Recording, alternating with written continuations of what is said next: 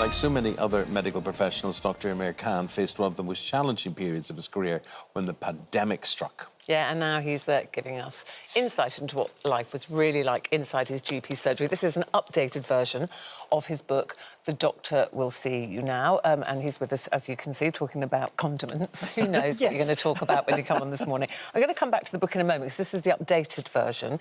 But we wanted to talk to you about the headlines today. COVID jabs for 16 and 17-year-olds will start within weeks. They will all be offered a first dose of the COVID jab.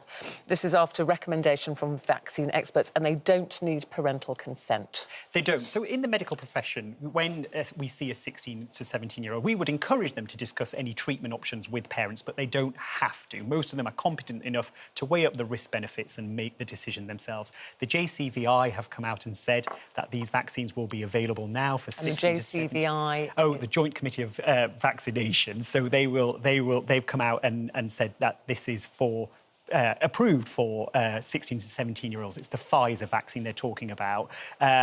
It's good news, I think, because we know that younger people do get COVID. We know a small proportion of them can go on to develop long COVID as well, and vaccines can protect against that. And it's also important, you know, with any vaccine programme, you're protecting the person that you vaccinate, but you're also protecting the wider community as well, and this will go some way in doing that. Yeah, and other countries have already been routinely vaccinating children over 12. America, some European countries, so you think this is a good thing. Have you spoken to any young people who are concerned or have said they don't want it and found out why they're concerned? To be honest, I've spoken to young people and most of them want it. I haven't come across anybody who doesn't want it yet, but I understand, you know, it's really important that you get your facts before you go forward for this vaccine. For the vast majority of people, it is safe. You know, it's been given out in those countries like the US, Israel, Japan. They've given it out to hundreds of thousands, millions of young people, and very few adverse effects. There is a very small risk, and this has been written about in the US and in Europe, about myocarditis and pericarditis, which is inflammation of the muscle of the heart or the lining of the heart. It's very, very small, about 30 to 40 per million. But the benefits of having the vaccine outweigh the risks. Dr Khan, your book, The Doctor Will See You Now, The Highs and Lows of Life as an NHS GP.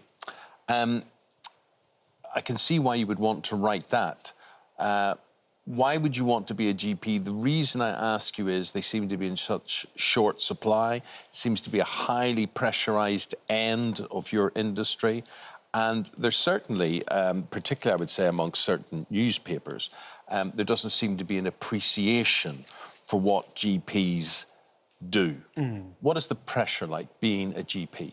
Well, the pressure has certainly increased during the pandemic and even more so now because, you know, we've got this demand of patients who have really, you know, been put on the back burner because of COVID. They've had these symptoms, they're waiting for treatments, they've got long waits ahead of them. So their GP is now their port of call. They might be in pain, they can be very anxious. So we manage all of that. I've been a GP for over 12 years, so I feel like I've seen quite a lot in that time. And the book kind of chronicles that time from when I started to now.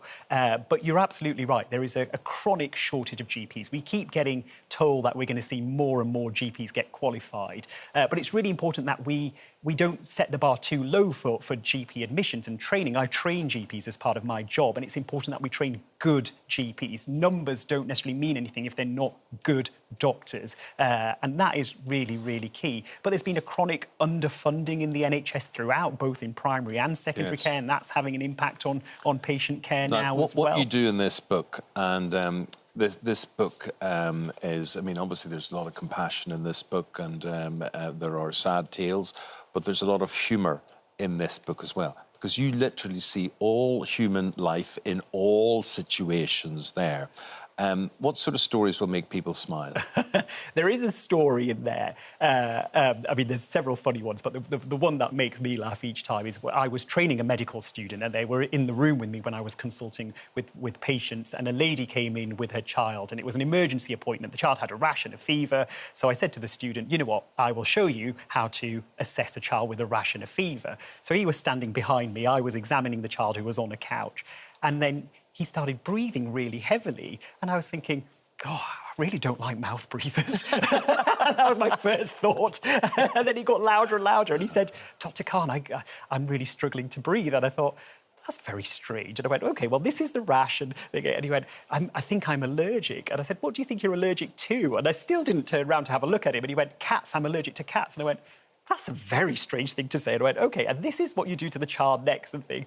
And then this woman had bought, with the child who was in the pram originally, underneath the pram, there were 2 cats. They weren't in a box and they shot out. And he collapsed. He had a full anaphylactic reaction. So we had to resuscitate him. We had to make sure the child was OK. We lost one of the cats in all of this. and so, yeah, but he survived. He survived. He never came back to the surgery, but he survived. An ordinary day. You know, I love about you. I mean, I loved you before I ever met you because I used to watch you on GPs Behind Closed Doors, and what came across in that show was always your passion for the people in your community. Then I met you, and that passion shines through from you, how much you adore your job. But you always said to me, it's not just me, though. It's a big practice. It's your whole team, your practice nurses, the receptionists. You know, and it is a real team flavour, isn't it, of kind of looking after your community together. That's it. You know, when you're a GP practice in a community, and ours is in inner city Bradford, it's a socially deprived area. It's a really important part of that community. From the minute people walk in, speak to reception, to whoever they see, it forms part of that patient care, because it's not just doctors looking after patients, it's a wide range of people that provide that care with that expertise that they have. We're a small part of that. But also, they give me the support I need as well, my colleagues, particularly in the pandemic. The thing is, though, I was on the edge of reporting you to the General Medical Council and maybe having you struck off because you sent an indecent phone call video to my wife whilst working with her. Ruth, explain.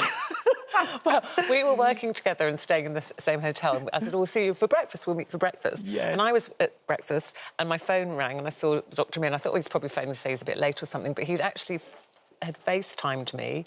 By accident. By accident. In the shower. He'd just got out of the shower. Wearing no clothes. He had no clothes. Well, I didn't look. I just went, oh. And I was like, I think you need to turn that off.